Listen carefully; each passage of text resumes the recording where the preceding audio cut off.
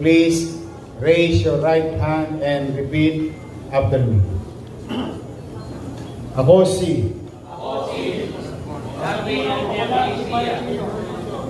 nahalal bilang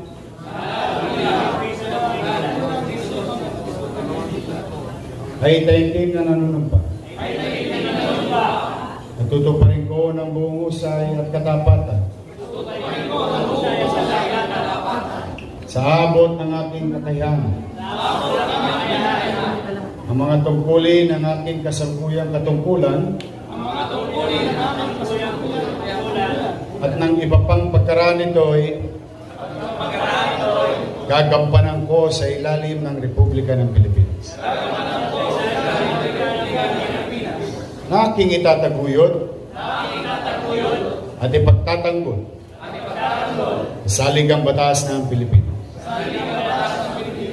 At tunay na mananalig at tatalima ko rito. Susundin ko ang mga batas, mga kautusan legal, at mga dekretong pinihiral, ang mga sadyang makapangyarihan ng Republika ng Pilipinas.